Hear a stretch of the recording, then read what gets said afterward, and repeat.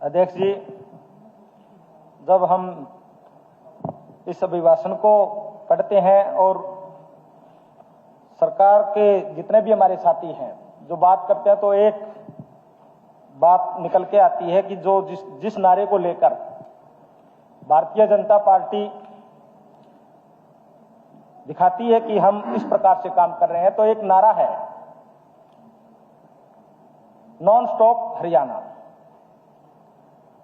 पर ये non stop Haryana किन किन मुद्दों पे है, मैं आपके माध्यम से कुछ बातें रखना चाहता हूं। ये नॉन स्टॉप हरियाणा है, ये भ्रष्टाचार का नॉन स्टॉप है। ये सरकार कानून व्यवस्था पे नॉन स्टॉप है। ये सरकार चोरी, डकैती, लूट, इन पे नॉन स्टॉप है। इस सरकार में नॉन स्टॉप है तो पेपर लीक है, वो नॉन स्टॉप है। कुशासन है, वो नॉन स्टॉप है। घोटाले हैं, वो नॉन स्टॉप है। महंगाई, नशा, हर इन मुद्दों पे ये सरकार है नॉन स्टॉप है, बिल्कुल नॉन स्टॉप चल रही है। बेरोजगारी पे नॉन स्टॉप है। और जिस बात को लेके सबसे पहले स्वामी विवेकानंद जी को के एक वाक्य को कोट करके राज्यपाल जी ने जो अपना अभिभाषण किया, उठो जागो और तब तक मत रुको जब तक लक्ष्य की प्राप्ति ना हो जाए, ये हरियाणा के नौजवानों के लिए बात कही गई। परंतु अध्यक्ष जी, लक्ष्य कुछ रखा ही नहीं गया। लक्ष्य को तो बर्बाद कर दिया।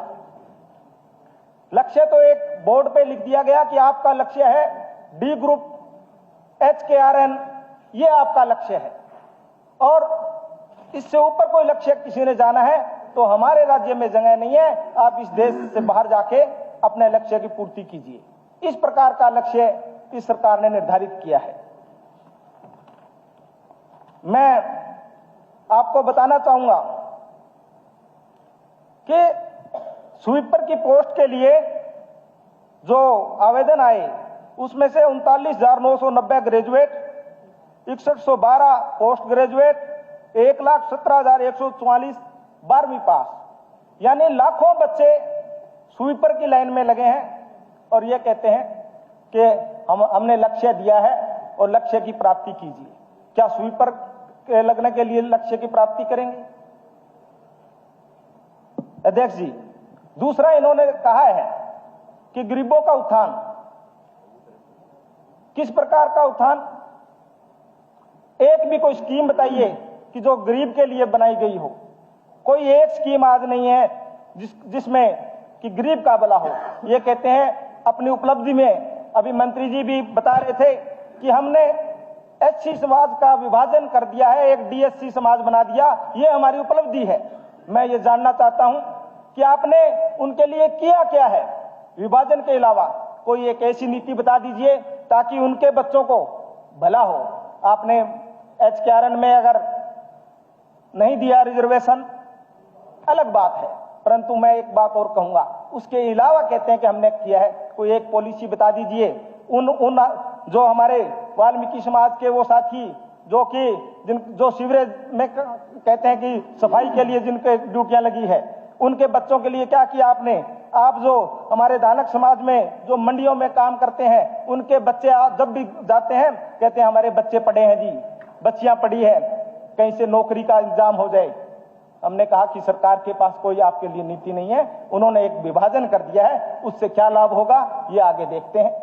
इस प्रकार की जो बातें हैं मैं आपके माध्यम से सरकार को बताना चाहूंगा। मजदूरों के लिए मैंने बताया कोई एक ऐसी स्कीम नहीं है। बार बार हम मांगते हैं, चाहे कृषि मजदूर है, कि उनको मुआवजा भी मिले, उनके बच्चों के लिए पढ़ाई के लिए उनको वजीफा मिले। हर चीज में कटौती कर रही है ये सरकार, उनके लिए कुछ नहीं कर रही है। एक जो CET के पास बच्चे हैं, वादा किया था कि 9,000 रुपए देंगे, सरकार भाग चुकी है, अब तक वो नहीं किया। और एक हर बार एक नारा कि हमने 1,75,000 नौकरी दे दी। जो लास्ट में 25,000 नौकरी अभी लटकी पड़ी है, वो अब आप बता दीजिए कि वो पिछली सरकार का है या इस सरकार का। वो बीच में जो लटक रही है उसका कुछ पता नहीं है। वो पिछली सरकार में भी आप गुणगान करेंगे और इस सरकार में भी गुणगान करेंगे। इसके अलावा चाहे खर्ची पर्ची की बात है, चाहे बीच में खर्ची पर्ची की बात, खर्ची पर्ची नहीं, अब तो पूरा खर्चा पर्चा चल रहा है पेपर लीक में। और मैं एक और बात बताना चाहूंगा, ये एक बात और कही गई है कि किसानों के लिए हमने बहुत किया है, पहली बार किस्तें डाली है जो बुआई से पहले हमने पैसे दिए। मैं आपके माध्यम से एक स्कीम सामने लाना चाह रहा हूं। एक स्कीम चल रही है समय जिसके अंदर जो गवर्नमेंट ने, जो हमारी सेंट्रल गवर्नमेंट ने जो मानक निर्धारित किए हैं, जो इंडिकेटिव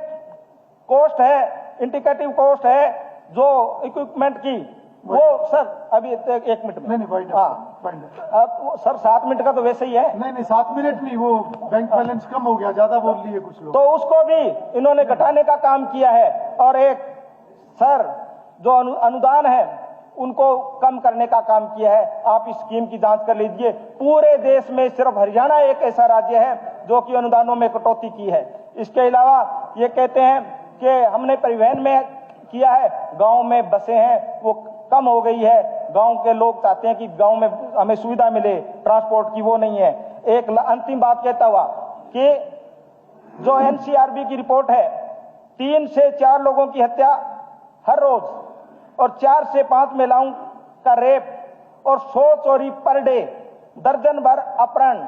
कैसा हरियाणा है, कैसा शासन है, आप ही बता दीजिए अध्यक्ष जी।